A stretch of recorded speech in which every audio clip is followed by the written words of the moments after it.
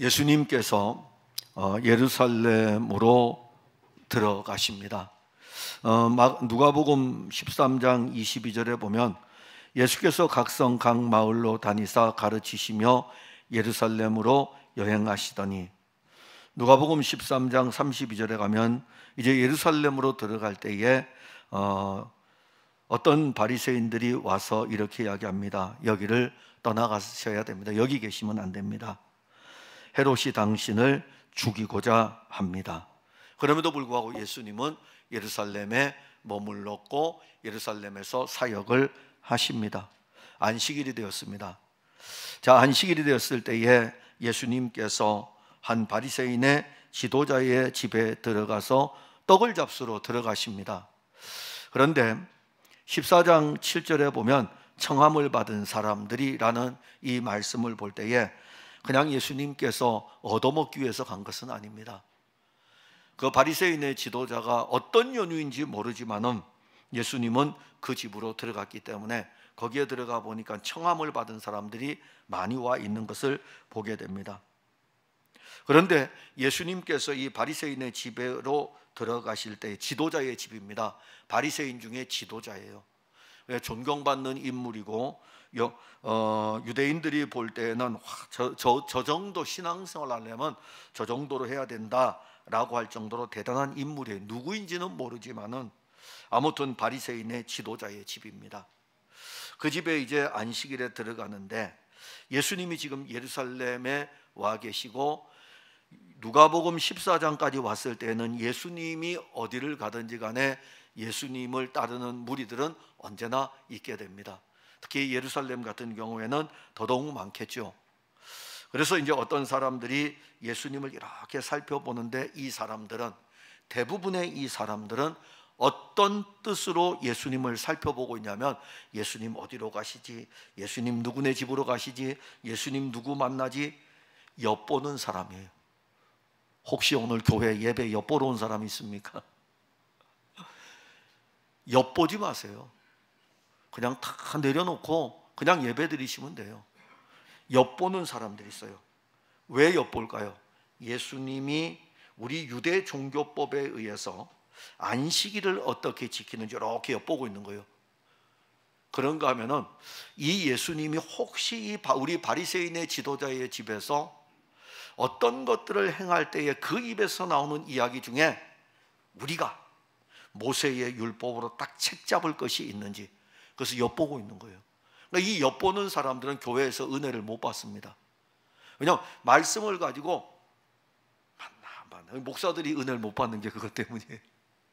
저도 목사지만은 목회자들이 은혜를 못 받는 게, 목회자들이 모이는 설교 현장에 가게 되면 목회자들은, 이게 영상이 나가서 그러는데 목회자들은 설교를 들을 때에 이렇게 들어요. 이렇게 그러다가 이제 요 팔이 풀어지면은 성경을 가지고 이렇게 하나하나 이제 분석해요. 이렇게 풀으면 안 되는데, 이렇게 풀어야 되는데, 이렇게 성경을 이렇게 가야 되는데 왜 이렇게 가지? 그때부터 이제 은혜를 못 받기 시작합니다. 그러니까 엿보고 있는 거예요. 설교자의 설교를 엿보고 있는 거예요. 자, 우리 중에도 혹시 그런 분들 있습니까? 차라리 그러면 성경을 모르는 게 더 나아요. 성경을 모르면 성경을 알려고 집중을 하는데, 성경을 좀 안다는 것 때문에 여기 우리 목사님이 설교 지금 제대로 하고 있나? 나하고 안 맞는데? 이렇게 하면서 이제 그때부터 이제 은혜 못 받는 거예요. 지금 예수님께서 하나님의 아들 아닙니까? 하나님의 아들로서 이렇게 오셔가지고 하나님의 아들이다. 그 다음에 안식일에 막 병든 자 고치니까 사람들이 와가지고 예수님 옆에 우리 모세의 율법하고 틀리는 게 왜 이리 많아? 라고 하면서 하나하나 지금 검색하고 있는데, 바리새인의 지도자의 집에 들어가니까 요 무리들 가운데서 엿보고 있는 사람들이 있습니다. 하필이면 그 장면 앞에 또 한 사람이 있어요. 딱 한 사람, 바로 수종병 들린 사람입니다. 이 사람은 예수님이 바리새인의 지도자의 집 앞에 갔을 적에 딱 앞에 보고 있었어요. 그러니까 예수님을 딱 보고 있는 거예요. 그 예수님께서 엿보는 사람도 아셔요. 우리 예수님 다 아셔요. 아니 목사님 제가 언제 엿보았습니까? 그렇죠. 저는 여러분들 몰라요. 그런데 예수님은 다 아시는 분이셔요. 여러분들 마음속에까지 아셔요. 겉으로는 똑바로 보고 있어도 마음속으로 엿보는 것도 알고 계시고 예수님은 다 아셔요. 우리 그러잖아요. 예수님은 전지전능하시다. 우리 그게 전지전능하다는 것은 예수님 다 알고 계시다는 것은 우리 마음속에 어떤 상황을 가지고 이 예배에 참석하고 있는지, 또 이 예배 자리에서 어떤 상황을 보고 있는지, 사람은 속일 수 있을지 몰라도 하나님은 속일 수가 없죠. 다 아셔요. 그런데 그 앞에 딱 한 사람이 앉아 있는데 이 사람은 수종병이 걸려 있는 사람이에요. 이 사람이 예수님을 이렇게 보고 있다고요. 근데 그날이 안식일이었어요. 예수님께서 안식일 날 딱 이 수종병 걸린 사람을 고쳐줬어요. 난리가 날까요, 안 날까요? 당연히 난리가 나죠. 왜냐하면 엿보고 있는 사람들이 있었거든요. 엿보고 있는 사람들이 있었기 때문에 난리가 나는 거예요. 차라리 엿보는 사람이 없었으면 괜찮은데 엿보고 있는 사람이 있었어요. 근데 예수님께서 지금 초대받은 집이 바리새인의 지도자의 집입니다. 거기에 누가 와 있습니까? 율법 교사들 와 있죠. 바리새인들 와 있죠. 그러니까 바리새인의 지도자가 얼마나 대단한 인물인가를 알 수 있어요. 예수님께서는 고치시기 전에 말씀했어요. 안식일에 이 사람 병 고쳐주는 것이 합당하냐라고 물어봤다고요. 아무도 대답하지를 못하고 있습니다.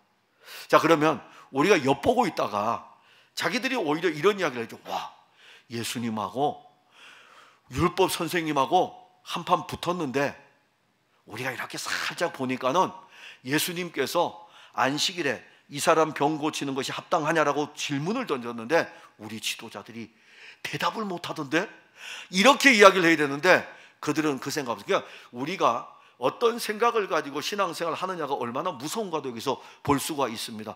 그런 이야기가 원래 맞는 거죠. 그런데 그들은요, 안식일에 예수님이 이 병을 고치냐 안 고치냐 거기에 집중되어 있기 때문에 예수님 그렇게 던진 거예요. 지금 엿보고 있는 사람들이 있기 때문에, 율법 교사들이 있기 때문에, 야, 니들이 율법을 가르치는데 안식일 날 병든 사람 고치는 게 옳으냐 옳지야, 합당하냐 합당하지 않느냐 딱 던졌다고요. 대답을 못했어요. 예수님은 고쳐주었어요. 와, 그럼 예수님 정말 대단한 분이네. 우리 선생님들도 대답도 못하네. 이게 아니고 이미 어떤 사고 속에 사로잡혀 있죠. 그 사고가 뭡니까?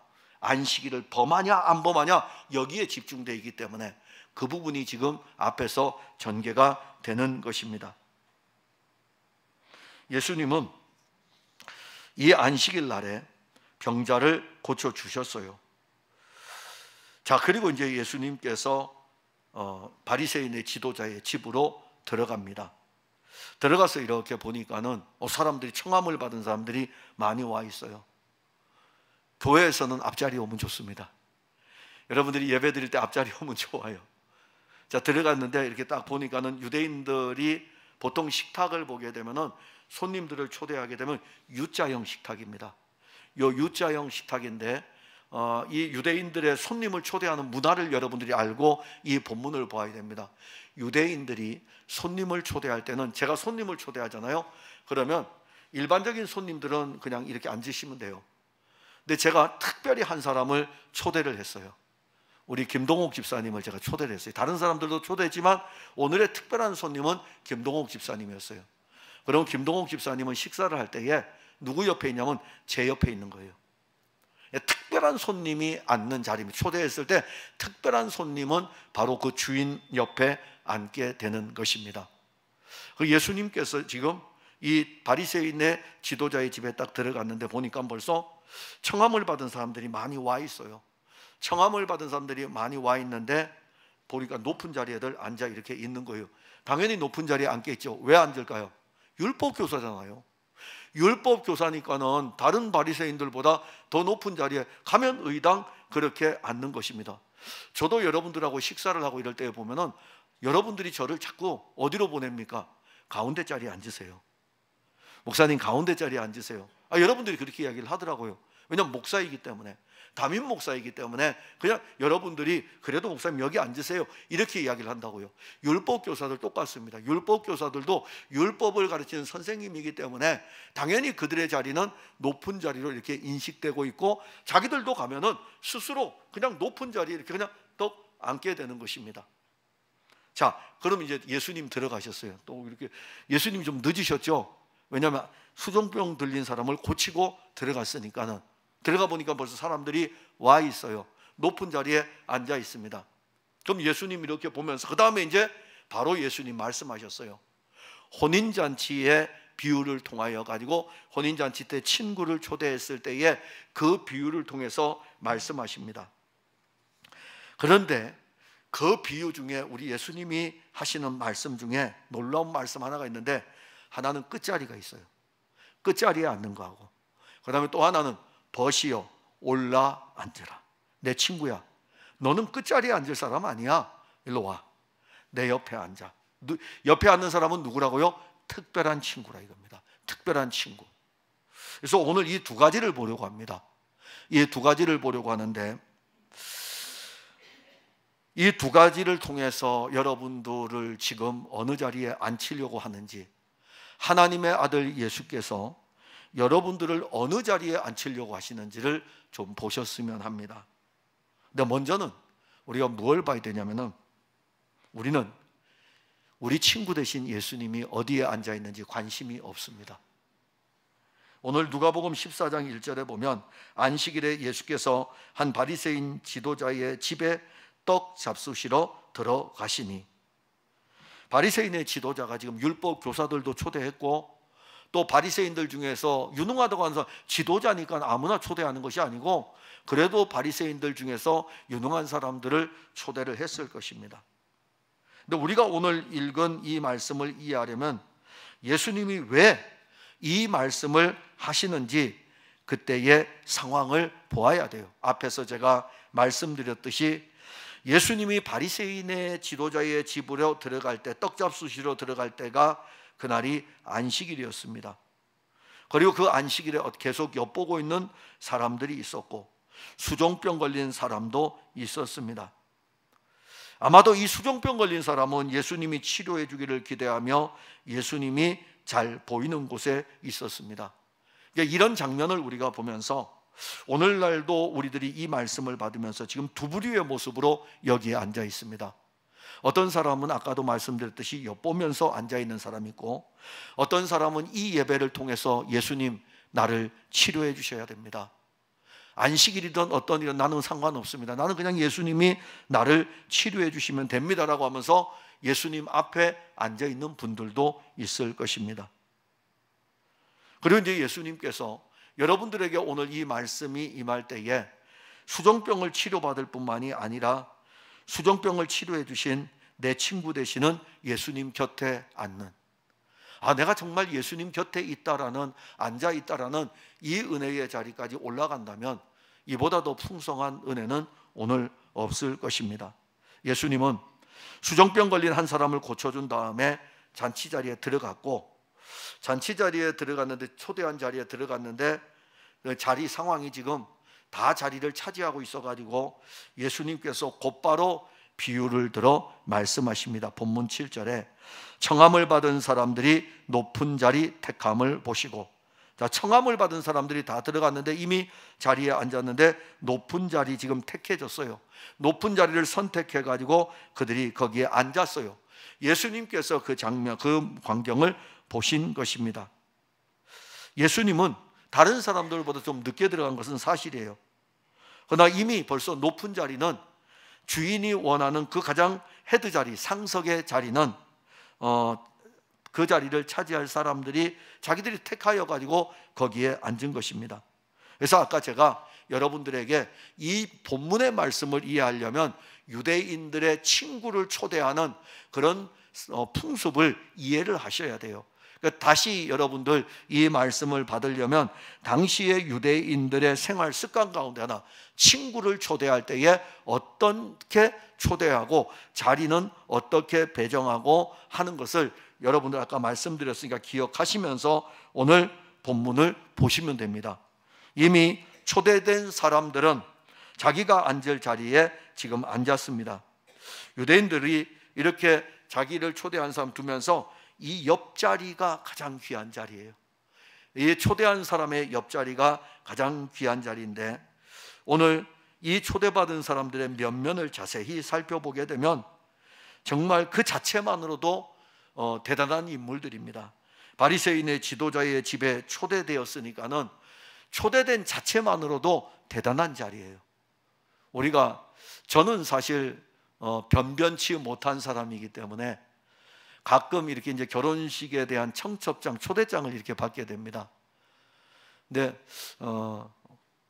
보통 보게 되면은 서울의 인류 호텔에서 결혼식을 하는 초대장들이 있을 경우가 있어요. 제가 태어나서 딱 한 번이었어요.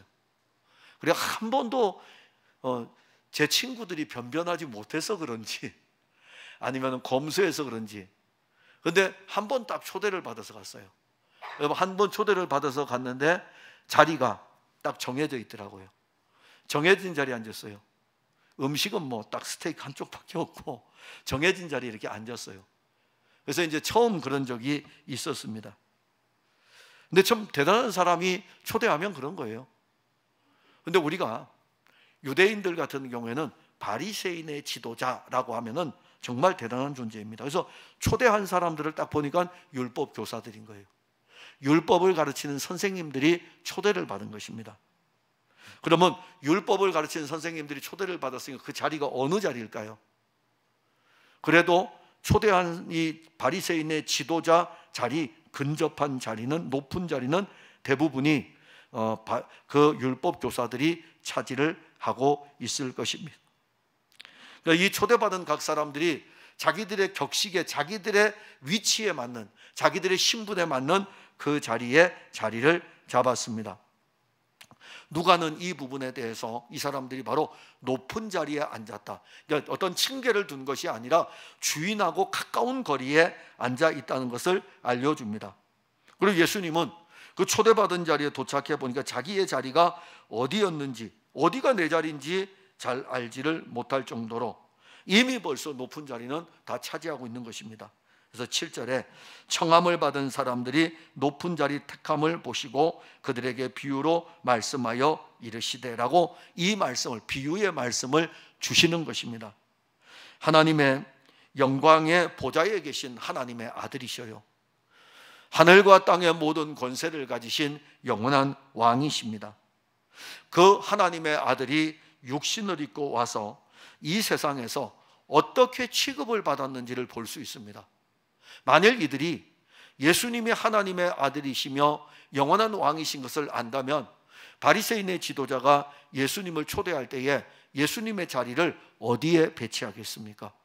당연히 자기 옆자리에 배치를 하겠죠. 왜냐하면 내가 오늘 초대한 손님들 중에 최고의 귀비는 바로 이분이다 라고 하면서, 왜 이분이냐면 이분은 하나님의 아들이고 이분은 영원한 왕이기 때문에 이분은 내 옆자리에 앉으실 분, 가장 우리 초대받은 오늘 사람들 중에 최고의 분이라고 하면서 그렇게 할 것입니다. 그런데 오늘 우리가 비유를 들어서 예수님 말씀하시는 이 말씀을 보게 되면 가장 좋은 자리는 다른 사람들이 이미 앉아 있고, 그 다음에 예수님 자신은 어디에 앉아야 될지 그 자리에 대해서 언급이 되어져 있지 않습니다. 우리가 오늘 이 말씀을 보면서 초대받은 예수님의 자리가 변변하지 못한 자리인 것을 알 수가 있습니다. 자, 우리는 이러한 말씀을 통해서 예수님 그분이 왜 변변하지 못한 자리에 앉아 계실까? 여러분들은 예수님을 초대하고 있죠. 예수님도 여러분들 초대하고 있고요. 여러분들도 매일매일마다 예수님 초대합니다. 그래서 여러분들의 일상의 자리에 예수님을 초대하는데 예수님 여러분들 초대에 자주자주 응하십니다. 그런데 우리가 예수님을 초대하고 난 이후에 예수님이 우리와 함께 하심에도 불구하고 예수님을 어디에 두냐면은, 그래, 예수님 초대한 다음에 서 있든지 어디 가서 앉아 있든지 아니면 저 끝자리에 가서 앉아 있든지 별 관심이 없습니다. 여러분, 예수님에 대해서 얼마나 관심을 갖고 있습니까? 우리는 예수님을 귀한 분으로 여기지를 않습니다. 그냥 보잘것없는 베들레헴 사람, 아니면은 우리에게 정신적인 교훈을 주는 분, 그러다가 우리에게서 그냥 별 관심 없는 분, 영원한 왕이신 그리스도 예수를 초대하여 그와 함께 있음에도 불구하고 실질적으로 우리가 그분과 우리는 이미 상호 교통의 연합 안에서 떨어질 수 없는 친구입니다. 가장 귀한 친구 관계예요. 그런데 우리는 우리의 신앙의 삶에서, 삶의 현장에서 그분이 우리의 삶에서 초대되었을 때에 변변하지 못한 자리에 그분은 지금 자리를 두고 있습니다. 우리의 가장 귀한 자리는 뭘로 채워져 있습니까? 세상의 것들로 채워져 있습니다. 남편으로 채워져 있고, 아내로 채워져 있고, 자식들로 채워져 있습니다. 아니라고 하지만은 그냥 곰곰이 생각해 보시면, 여러분들 자신을 한번 생각해 보세요. 내 자녀를 위해서는 무엇이든지 다 하잖아요. 저도 그래요. 내 자녀를 위해서는 무엇을 못 하겠습니까? 심지어 내 자녀를 위해서는 내게 주어진 직장의 생활 속에서 월차를 내서라도 난 내 자녀를 위해서 희생을 합니다. 그래서 내 자녀는 당연히 내 인생의 가장 좋은 자리에 앉아 있습니다. 내 부모는요, 자녀보다 조금 밑에 자리에 앉아 있죠. 부모는 내 자녀보다 조금 밑에 자리에, 아니 밑에, 조금 밑이 아니라 한참 밑일 수도 있어요. 어떤 사람에게는 아주 한참 밑이래 가지고 부모는 저 밑에 있다가 필요할 때 오늘 어머니 생신이네, 그때 찾아보는 경우도 있어요. 착한 밑자락에 있다가. 그 사이에 중간중간에 수많은 자리들이 다 누구로 채워져 있냐면은 친구들로 채워져 있든지, 세상의 권력으로 채워져 있든지, 재물로 채워져 있든지, 그 귀한 자리, 우리가 초대한 이 귀한 자리에 다른 것들로 채워져 있습니다. 우리가 정말 영원한 왕이신 하나님의 아들 예수 그리스도, 그분과 우리는 떨어질 수 없는 관계인데 지금 그분은 어디에 있습니까? 여러분들은 그분을 지금 어디에 두고 있습니까? 우리는 예수님을 위해서 자리조차 만들어주지 않습니다. 너무 차별이 심해요. 너무 차별이 심합니다.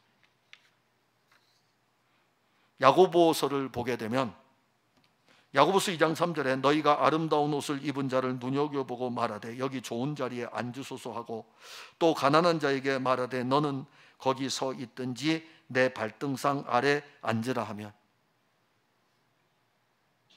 세상의 것들이 여러분들에게 올 때는 여러분들이 다 채워놓고 가까운 데 두고 싶지만 예수님에 대해서는 이제 식상해 버렸어요. 그래서 뭐 저기 있든지 여기 있든지 별 관심이 없습니다. 우리는 이렇게 가장 귀한 예수님을 우리 인생의 가장 끝자락으로 지금 몰아내고 있습니다. 손을 내밀어 우리의 가장 친한 친구인 예수님을 내 인생의 가장 귀한 자리로 다시 한번 부르고 싶지 않습니까? 예수님은 우리를 성전 삼고 우리의 가장 귀한 자리에 계시고 싶어 하십니다.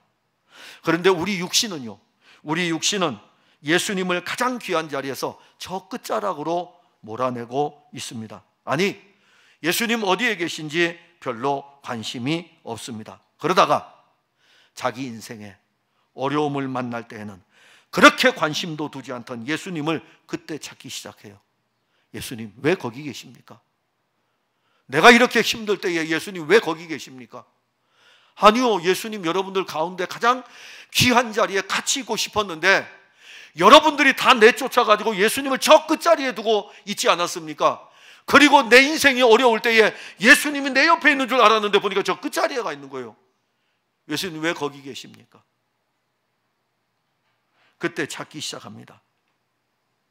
언제까지 신앙생활을 이렇게 하려고 하십니까? 끊임없이 이런 신앙생활이 언제까지 우리에게 반복되는 것입니까? 가장 귀한 분인 그 내 친구 되신 예수님이 내 곁에 계시는데 그걸 보지 못하고 항상 끝자락으로 내모는 거예요. 내 아들이 우선, 내 딸이 우선, 내 직장이 우선, 내 돈이 우선, 내 권력이 우선, 하나하나 들어오다 보니까 저 끝에 가 있는 거예요. 그러다가 직장이 위기를 만나면요, 우리 직장 요즘 어려운가 봐, 구조조정 들어간대. 나 구조조정 대상자 아니야? 그럼 그때서야 요 직장의 자리에 누가 들어옵니까? 이제 예수님이 보여, 빨리 여기 오세요. 여기 와서 이 자리에 있으세요. 거기서 이제 예수님 찾기 시작하는 거예요. 괜찮아요. 그래도 괜찮습니다. 그게 바로 예수 믿는 은혜인 거예요. 예수 믿는 은혜는 무엇이냐면은 그분과 우리는 친구 관계로 결코 멀어질 수 없는 관계예요. 그런데 우리 육신의 영향 때문에 자꾸 멀어져 있는 것이지, 여러분들이 정신만 바짝, 영적인 정신만 바짝 차리면 언제든지 그분이 내게 가장 귀한 친구라는 것을 알게 되는 것입니다.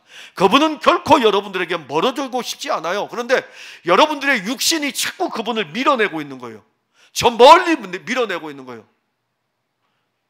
그리고 육신이 고난을 당할 때에 내가 육신적으로 가장 가깝게 친구로 삼았던 것들이 다 무너져 내릴 때에 내 친구 되신 예수님, 그분 어디 계시지?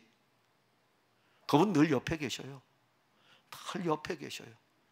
몰아내는 이 자체가 우리가 영적으로 이미 얼마나 지금 이 모습을 볼 때 누구입니까? 바리새인의 지도자의 집안입니까? 우리가 이미 지도자가 돼가지고서 계속 이렇게 밀어냅니다. 근데 오늘 우리가 보아야 될 말씀 중에 하나가 예수님께서 벗이여 올라앉으라, 이런 말씀이 나옵니다. 혼인잔치는 축제 아닙니까? 혼인잔치는 신랑의 집에서, 유대인들은요 혼인잔치를 할 때에 신랑의 집에서 7일 동안 풍성한 연회가 펼쳐집니다. 이게 유대인의 풍습이에요. 그걸 기억하셔야 돼요. 7일 동안 포도주를 가지고, 포도주가 끊어지면 안 됩니다. 요한복음 2장에 나와 있는 것처럼 7일 동안 이 연회가 계속되는 동안에 풍성하게 이 잔치가 열리게 되는 것이 혼인잔치입니다. 이때 초대받은 사람들은 신랑의 집에 와서 함께 마시고 즐거워합니다.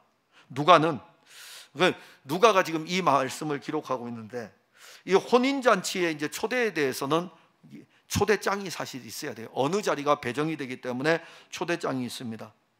그러면 그 초대장에는 초대받은 사람의 신분이나 초대한 사람과의 관계, 이런 걸 통해 가지고 자리가 정해지죠.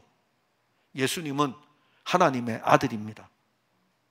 그런데 바리새인의 지도자는 예수님을 초대하면서 자리를 어디에 두었냐면, 이미 벌써 사람들이 다 앉아 있는데 딱 보니까 끝자리에 대해서 예수님이 말씀합니다. 맨 끝에 자리. 본문 9절과 10절에 보면 9절에도 끝자리가 나와요. 10절에도 끝자리가 나옵니다. 물론 이것은 비유의 말씀입니다. 이 말씀을 우리가 볼 때 예수님 자신이 내 자리를, 바리새인의 지도자가 내 자리를 저 끝자리를 앉구나. 당연히 바리새인의 지도자는 그렇게 하죠. 왜냐하면 자기하고 가장 가까운 사람들이 누굽니까? 율법교사들이니까. 이 율법교사들은 높은 자리를 배정을 하지만 예수님은 바리새인의 지도자에게 누구입니까? 하나님의 아들입니까? 아니에요.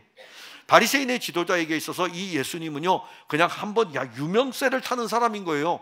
유명세를 타는 사람이기 때문에 그냥 자리를 끝자리에, 그래도 예수님이란 사람이 이번에 올라왔다고 하는데 내가 떡 좀 먹여야 되겠구나 라고 해가지고 자리를 한 자리 저쪽에다가 둔 것입니다. 근데 예수님은 오늘 비유로 말씀하시면서 끝자리에 대해서 말씀을 하십니다. 이것은 바리새인의 지도자가 예수님을 어떻게 취급하고 있는지 우리가 알 수 있습니다. 예수님은 자신을 보잘것없는 한 존재로 취급을 하는 바리새인의 지도자의 집에 지금 있는 거예요. 근데 여기 예수님께서 그 집에서 놀라운 비유의 말씀을 하나를 선포하십니다. 그런데 그 비유에 놀라운 은혜가 담겨져 있는데, 예수님은 사실 이 잔치의 주체이십니다. 하나님의 아들이 육신을 입고 이 땅에 오신 목적이 있죠. 자기 백성을 죄에서 구원하기 위함이다. 왜 구원할까요?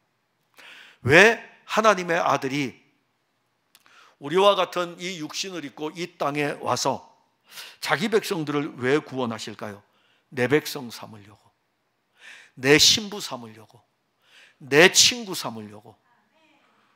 영원한 생명의 친구로 사귀기 위해서 내 친구가 되려면은 죄의 문제를 해결해야 되기 때문에, 나와 가까이 있으려면, 왜냐하면 예수님은 거룩한 분이시기 때문에 나와 가까이 있으려면은, 내 친구가 되려면은 깨끗해야 되기 때문에 예수님께서, 하나님의 아들이 육신을 입고 와서 그 내 친구의 죄를 깨끗하게 해주셔서, 그도 그 피로 말미암아 깨끗함을 얻고, 깨끗하신 하나님의 아들 예수는 그를 친구로 삼는 것입니다.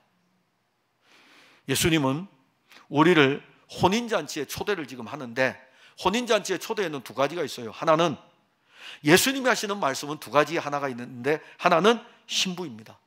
신부로 우리를 초대하는 경우가 있고, 오늘 본문은요, 신부로 초대하는 것이 아니라 친한 친구로 초대하는 거예요. 가장 소중한 하객으로 초대하고 있는 장면을 우리에게 비유로 말씀을 합니다. 죄인인 우리가 이 혼인잔치에 초대받는 것 자체가 영광이죠. 하나님의 아들이 우리를 혼인잔치로 초대한다. 성경은요, 우리에게 주시는 은혜가 멀티의 은혜입니다. 멀티예요. 하나만이 아닙니다. 때로는 신부로 초대되는 은혜도 들어가고, 그 다음에 또 하나는 신부로 초대되기도 하면서 가장 친한 친구로 초대되기도 합니다. 근데 오늘은 친한 친구예요. 초대받는 것 자체가 영광입니다. 신부도 영광이고, 가장 소중한 하객으로 그 자리에 참여하는 것도 영광입니다. 근데 우리가 초대받을 때에 그 자리가 끝자리면 어떻을까요? 끝자리도 은혜죠. 아니, 끝자리도 은혜 아닙니까? 끝자리에 앉아도 사실 은혜이고, 그 잔치에 참여한다는 초대되는 자체만 해도 은혜인 것입니다. 영원한 왕이 초대하는 자리 아닙니까? 영원한 왕이.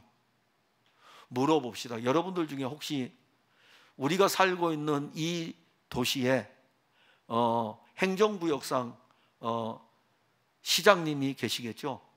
혹시 시장님이 여러분들 만찬에 초대해서 초대장 온 적 있습니까? 이 지구촌의 아주 조그만 도시, 미국에서 이 우리가 살고 있는 이 시는요, 별로 몰라요. 근데 영원한 왕이신 하나님의 아들이 우리를 초대하셨다고요. 그러면 그 초대장이 얼마나 소중합니까? 우리가 무엇이 간데 우리에게 이 초대장을 보내가지고 내가 이 만찬의 자리를 베풀어, 혼인잔치를 베풀었으니까는 너도 오라 이겁니다. 그래, 들어가는 그 자체가 은혜, 초대장 받은 것도 은혜이고, 그 자리가 끝자리면 어떻습니까? 끝자리도 은혜인 것입니다. 우리는 허물과 죄로 죽은 자들입니다. 우리가 가야 할 곳은 영원한 형벌의 장소예요. 영원한 형벌인 지옥이 우리가 가야 될 곳입니다. 그런데 허물투성이인 우리들을 천국잔치에 초대를 하는 그 자체만 보더라도 영광스러운 자리입니다. 하나님의 아들 예수께서 우리를 천국잔치에 초대하시고 우리들의 자리를 끝자리에 준비해 두어도 그 끝자리는 은혜의 자리인 것입니다. 그런데 예수님께서 이 끝자리의 은혜를 통해서 하시는 말씀이 있어요. 본문 10절에 보면 청함을 받았을 때에 차라리 가서 끝자리에 앉으라. 그러면 너를 청한 자가 와서 너더러 벗이요 올라 앉으라 하리니 그때야 함께 앉은 모든 사람 앞에서 영광이 있으리라. 끝자리면 어떻습니까? 끝자리면 어때요? 죄인인 우리가 영원한 형벌을 받아서 지옥에 가야 될 우리가 지금 혼인잔치에 초대가 돼서 끝자리에 앉는 것도 은혜 아닙니까? 그런데 혼인잔치의 실제이며 우리의 영원한 친구이신 예수 그리스도가 우리에게 찾아와서 이렇게 말씀합니다. 친구요, 벗이요. 왜 여기 있어? 올라오라 이겁니다. 올라 앉으라 이겁니다. 벗이요, 올라 앉으라. 친구요, 끝자리에서 올라와서 내 곁에 앉으라고 말씀하십니다. 우리는 끝자리에 앉는 것도 은혜인데 그 가장 이 잔치의 가장 상석이라고 할 수 있는 이 잔치를 베풀고 있는 이 사람의 옆에 누가 앉느냐? 끝자리에 앉은 우리에게 와서 벗이요 올라 앉으라.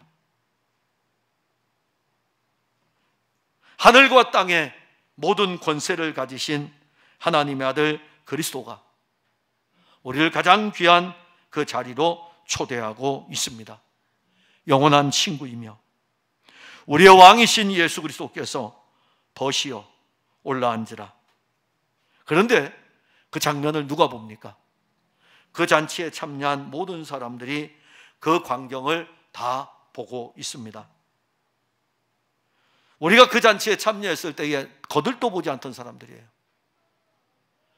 끝자리에 앉아있는 우리를 거들떠 보지도 않았다고요. 그래서 끝자리에 앉아 있었던 거예요. 우리가 그 잔치에 들어갔을 때 아무도 거들떠 보지를 않았습니다.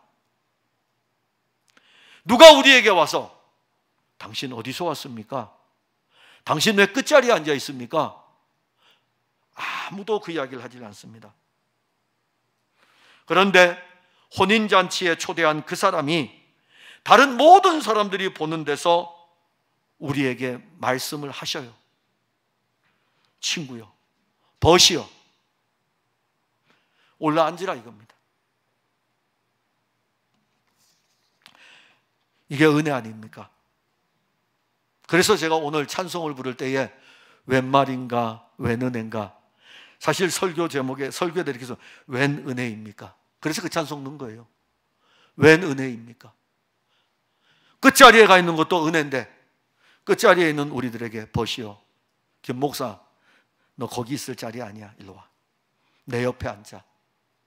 지금 여러분들 모두에게 그렇게 말씀하셔요. 영원한 왕이신 하나님의 아들 예수께서 여러분들을 이 풍성한 교회에서 예배를 드리게 하시면서 여러분들을 어디의 자리에 오게 하시냐면 가장 귀한 그 자리, 왕이신 그리스도 예수 그 자리에 여러분들을 지금 부르고 있는 거예요. 친구야, 너 거기 앉는 자리 아니야. 너 자리는 바로 내 옆이야. 우리의 존재 자체는 끝자리에 앉는 존재일 뿐입니다. 변변치 못한 존재예요. 주목받지 못합니다. 우리 함께 이렇게 예배를 드리잖아요. 우리 성도들 가운데 제가 여러분들에게 이렇게 보면은요, 그분이 누구예요? 이렇게 묻는 분들이 있어요. 그러면 그분은 변변치 못한 존재였었구나. 여러분들은 저를 보고 풍성한 교회 담임 목사가 누구예요? 이렇게 묻는 사람 없죠. 저는 변변치 못한 존재가 아니라 여기 설교를 하기 때문에 얼굴이 다 보여서 그래요. 근데 오늘 여러분들 한번 이렇게 툭 누구를 한번 던져보세요. 여러분들이 알고 있는데 또 이 사람을 모든 교인들이 알고 있는지 한번 툭 던져보세요. 그분이 누구죠? 그럼 인상착의까지 다 설명을 해야 돼요. 이런 사람인데 그래도 잘 모르겠는데요? 그러면 그 사람은 그 지금 이야기의 대상자는 어디 있는 사람이냐면 풍성한 교회에서 저 변변치 못한 자리에 앉아 있는 사람입니다. 그래도 찬양대석은 나요. 그러면 이제 그러죠. 찬양대 중에서 앞줄에서 첫 번째 몇 번째 있는 분 하면 가만히 생각해 보다가 그분 내가 알지. 그 지휘자는 더 잘 알죠. 왜냐면 그 지휘하는 분 있잖아. 그러면 그분 내가 알지. 그러니까 지휘자도 변변치 못한 자리에 앉는 분은 아니에요. 근데 우리 중에 정말 이름은 들었는데 그분이 누군지 모르겠다라는 분, 그러면 그분은 풍성한 교회를 다니면서 정말 죄송하지만 어떤 면에서 보면 구성원 안으로 들어오지 못한 상태이지만은 그래도 우리가 볼 때는 잘 알지 못하는 그런 분입니다. 그런데 그런 분도 오늘 소망을 가져야 되는 것은 가장 귀한 자리로 오늘 초대를 하고 있는 거예요. 벗이여 올라앉으라. 저 담임 목사가 당신을 잘 모른다고 이야기합니까? 염려하지 마. 오늘 이 예배는 담임 목사가 너를 초대하는 자리가 아니고 왕이신 하나님의 아들 그리스도가 벗이여 올라앉으라고 초대하는 자리. 이게 참 은혜입니다. 잔치의 자리가 지금 이제 분위기가 확 바뀌게 되죠. 처음에 들어왔을 때는 정말 변변치 못해가지고 끝자리에 있었는데 이 잔치를 초대한 분이 와가지고 벗이여 올라앉으라. 모든 사람들이 다 보고 있어요. 이제 분위기가 바뀝니다. 우리는 어린 양의 피로 말미암아 깨끗함을 입었고 구속의 은혜를 입었습니다. 하나님의 아들 예수는 무엇을 볼까요? 여러분들이 이 땅에서 얼마나 많이 교회에서 수고하며 애썼는지 그거 보면서, 친구요, 너가 교회를 위해서 얼마나 고생했는데 거기 있으면 안 되지, 일로 와, 이렇게 할까요? 아닙니다. 주님이 보시는 것은 피예요. 피예요. 그분의 피예요. 우리들 속에 흐르고 있는 그리스도 예수의 피, 그 피의 은혜가 우리를 끝자리에서 벗이어 올라와 앉으라. 예수의 피의 은혜를 입은 자들을 주님은 결코 외면하지 않으십니다. 그들은 세마포 옷을 입고 가장 귀한 자리에 앉을 자들입니다.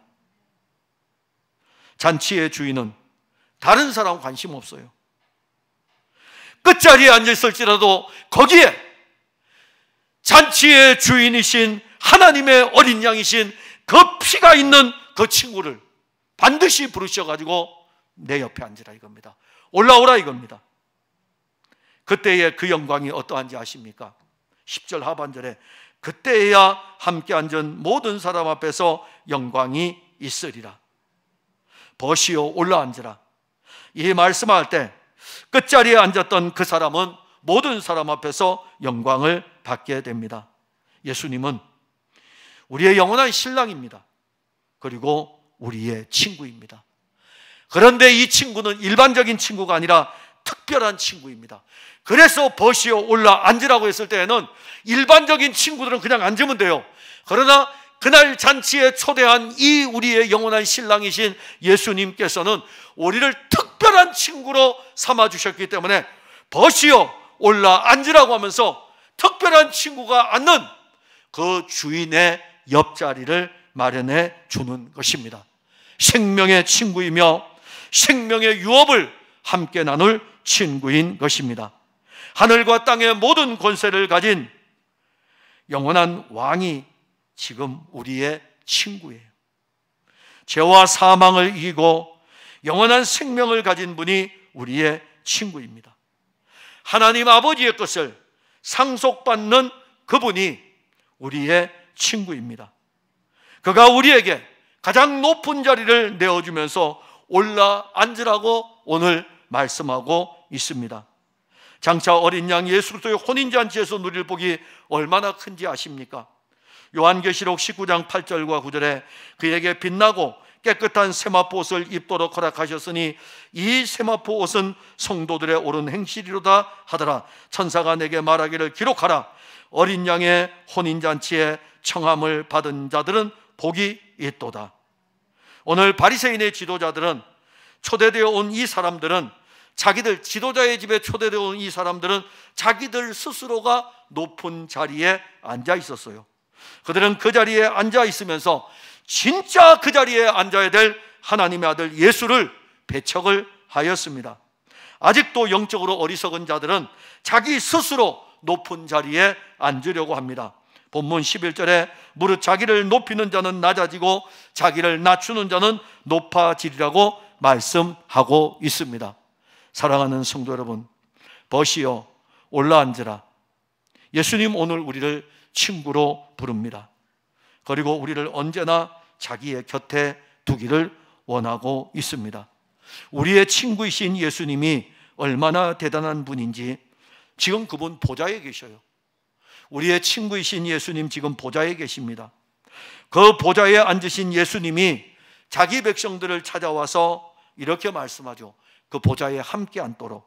요한계시록 3장 20절 21절에 볼지어다 내가 문 밖에 서서 두드리노니 누구든지 내 음성을 듣고 문을 열면 내가 그에게로 들어가 그로 더불어 먹고 그는 나와 더불어 먹으리라.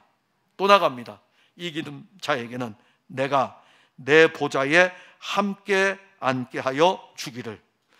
이기는 그에게는 내 보좌에, 내가 내 보좌에 내 친구를 함께 앉히겠다라고 말씀하고 있는 것입니다. 그건 우리 주님이 원하시는 거예요. 그런데 왜 우리는 우리의 친구이신 예수님을 우리 곁에서 자꾸 밀어내고 있습니까? 예수님 우리 곁에서 너무 밀려나가지고 우리 가운데 계실 자리가 없을 정도로 밀어내고 있습니다. 어떤 사람들은 지금 아마 문 밖에서 요한계시록 3장 20절의 표현, 문 밖에까지, 자기 인생의 문 밖에까지 내보는데, 나 들어가자. 나 좀 들어가서 나 너와 함께 앉고 싶어. 너 세상에 있는 모든 것들 다 친구 삼고 있는데 내가 밀려났어. 문 밖에서 두드리노니, 문 밖에서 두드리노니. 늦지 않았어요. 자, 이 표현은 왜 이럴까요? 주님 결코 우리를 떠나지 않는데 이 표현이 왜 그럴까요? 우리 육신이 자꾸 밀어내고 있기 때문에 그래요. 우리 육신이 밀어내고 있기 때문에 두드리는 그 음성을 들어야 돼요. 이건 육으로 들을 수 없어요. 영으로 들려집니다. 두드리는 그 음성을 들으셔가지고 그분이 우리 안에 친구로 계시는 것이죠. 예수님 그래서 나사로를 찾아왔을 때 우리 친구 나사로, 우리 친구 나사로. 여러분들 그렇게 불러요. 우리 친구. 누구들과 같이 갑니까? 제자들과 같이 가잖아요. 제자들과 같이 갈 때 너도 제자들도 내 친구, 내 친구. 그리고 이제 제자들과 하나가 돼서 복수니까는 우리 친구 나사로. 바로 여러분들이, 우리 모두가 다 예수님의 친구들입니다. 예수님께서 이렇게 말씀하시죠. 이제 올라오라 이겁니다. 끝자리에 있지 말고 올라오라 이거예요. 여러분들 그 자리에 앉히는 것입니다. 예수님은 여러분들을 항상 높은 자리에 앉히시고 예수님은 여러분들 항상 곁에 자리에 두고 싶어 하셔요. 그리고 곁에 자리에서 여러분들에게 숨소리까지 들려주면서, 생명의 숨소리까지 들려주면서 은혜의 자리로 계속 이끌어 갈 것입니다. 기도하겠습니다. 하나님 은혜를 감사합니다. 오늘 우리는 벗이여 올라앉으라 라는 이 말씀을 듣습니다. 이미 우리는 예수님과 영원한 친구 관계인데, 그런데 언제부턴지 우리의 종교적 행태로, 그리고 우리의 육신을 따라서 예수님을 우리에게서 몰아내어 저 끝자리까지 밀어내고 있을 때가 있습니다. 사실 주님은 우리를 떠나지 않습니다. 주님 언제나 우리 가운데 계시기를 원하시며 계십니다. 끝자리로 몰아낸 우리 예수님을 이제 우리가 어떻게 하면은 우리의 인생의 가장 중요한 자리로 다시 모실 수 있겠습니까? 육신으로는 할 수 없습니다. 하나님의 영은 우리에게 생명의 영이니 주의 말씀을 들을 때에, 그리고 주님이 우리에게 공급하여 주시는 그 은혜로 말미암아 나의 가장 귀한 친구는 예수님인 것을 알게 됩니다. 하나님, 오늘 우리는 예수님의 말씀을 듣습니다. 벗이여 올라앉으라. 주님은 지금도 우리를 가까이 하기를 원하시고 아주 가까운 자리에서 함께 교통하기를 원하고 계십니다. 사랑하는 모든 성도들이 끝자리의 은혜도 중요하지만 가까운 자리에서 예수님과 함께 하면서 예수님과 함께 걸어가는, 그야말로 예수님과 가장 밀접한 관계에서 신앙의 은혜를 받으면서 걷는 우리 성도들이 되도록 도와주옵소서. 예수님 이름으로 기도하옵나이다. 아멘.